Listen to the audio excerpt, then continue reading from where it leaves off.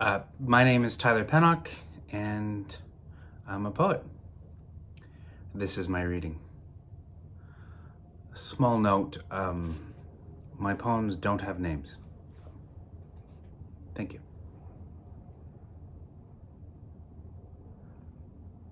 Before dawn, everything slows. Like a held breath, waiting to see what survived the long embrace of a strange reality. A cautious awakening. No one wants to learn who was taken while we slept. And yet, there is always someone to break the silence. Let us know it's safe to rise again.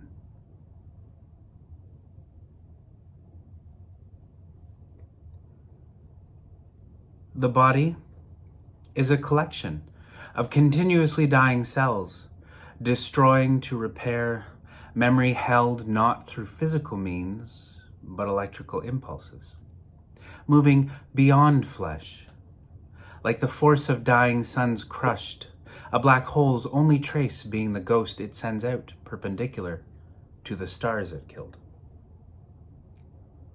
If the body is a collection of continuously dying cells, then I am memory, each destruction of me refolded into me, more than scars bursting pain and harm. Memory, passed to new, stronger cells, a reprint, each armed with knowing and stronger than the last. And sitting here, in the intersection of dying cells and rising memory, I wonder which parts of me will matter most. If my head, opened and spilling its pieces, makes sense to you as it does to me, would these moments rising draw the same lines, patterns through time? Or, as reader, watcher, consumer, and devourer, does all the meaning rest with you instead? Your power should make you cautious.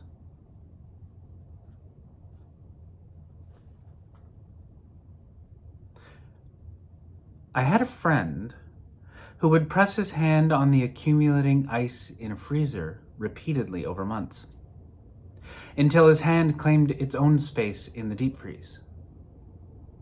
In my habit, I imagined the imprint of a hardened hand on the soul of a child turned adult, turned child again, by memories that won't give up their hold, ice giving way to repetition and slow melt, the slow and lustful surrender of one force to another, the learned helplessness of the ice matching the despair of a child turned adult, turned child again. Fractal beauty melted by frequent, unprepared, unsafe touch. In the light memory held by the ice, we are dissembled by the will of others.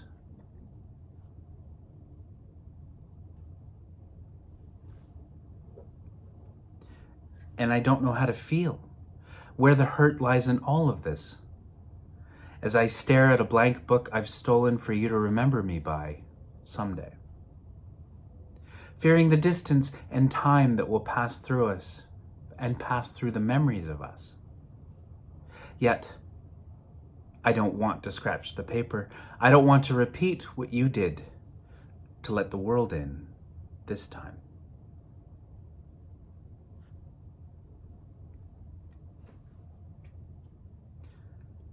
And you're just a scratch, not even a crack in who I was. The world doesn't even need that much. And right now, staring at a new page on a bus headed east, I wish the cold could freeze the impact of you, stop the outward flow you created when you entered me.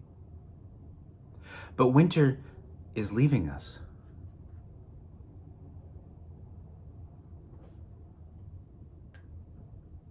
I've been given so many books by people who loved me but never knew me long enough to see anything.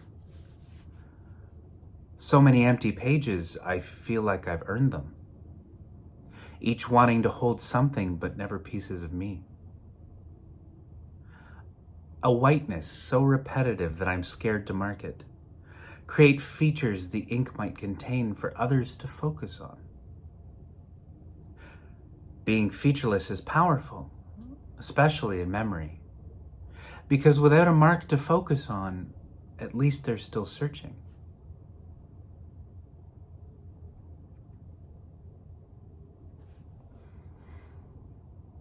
And I don't know how to feel where the memories of me sit, whether they live behind the skin aroused by my irregular panting or entirely within these words. I worry that these things will be lost to the world. A scattering where nothing holds all of me, or worse, that only words will contain what's left.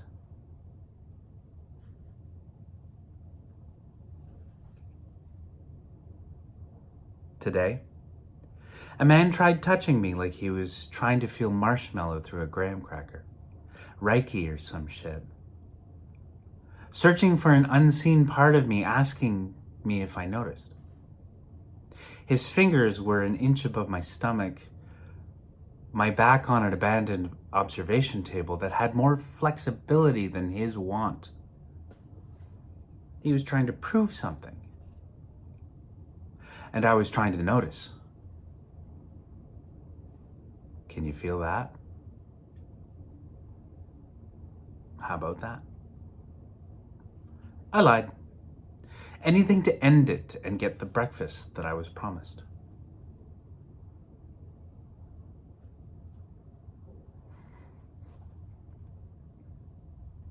It's beautiful how your fingers slide over branches sealed in ice. How the heat of your touch teases water out, lubricating the movement. And like a loose thread, your warmth unravels the shape of it. You'd smile, seeing how quickly the branch seeks to leave its cell.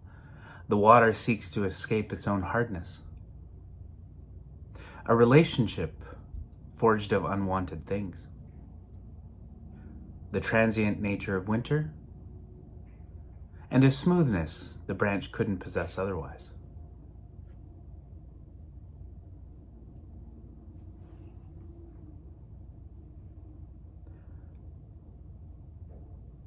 And what is it about us and the beauty they see in us?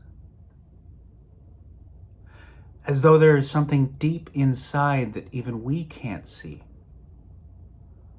and can't bear the discomfort of anyway. I wish their desire could give better shape to it than the feelings I get from their advances. Why do they want it so much? Why do they keep trying to feel it? It's like watching all the cartoons you knew as a child about oysters and pearls and wondering why no one questioned the obvious. They think that because it's beautiful, it couldn't possibly belong to the body it's in.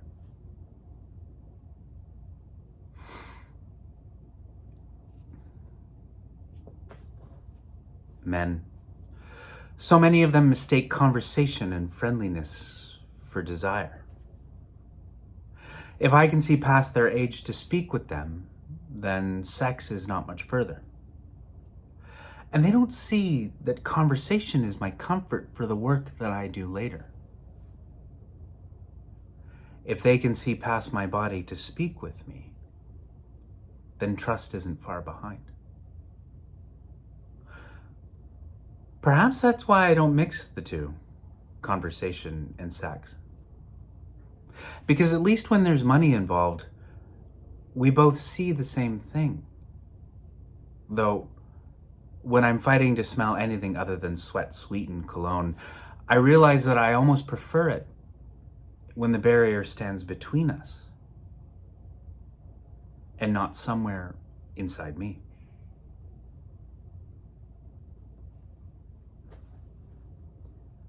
we all want. Some want harder than others. So the world makes way for them, using words like first, best, visionary. Surrendered to a new version of greatness, preferring control over the strength of connection. It feels like a sickness, as the constant friction of force and desire gives way to calluses in flesh too tired to resist.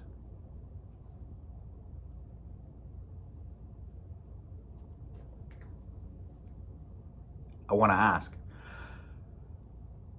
what is it about shadow that clings to us so well? How are we compelled to stare into darkness, step into its fold, swim beneath the waves of every little thing it promises? To unknit, disintegrate, and pull us under.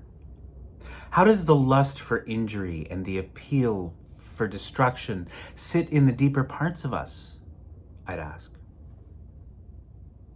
Because I'd like to meet with it, sit with it, understand its curiosity, how it stalks like a twink around the edges of a dance floor. Desire leaking out like infection, eye contact, an invitation to sacred things, where the light is recalcitrant, scared to answer. Where mutual destruction, sweat, and regret collaborate for a moment, covering the deeper things we need.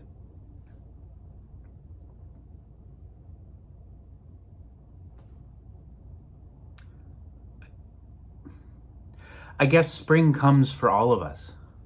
There's no judgment in the thaw. Revealing things long buried in the cold and fear of movement. Like a child frozen by the sound of their foster parents stirring, as though the air was made of broken glass, waiting for the smallest twitch. But we aren't made for stillness, and the blood must do its work. Thank you.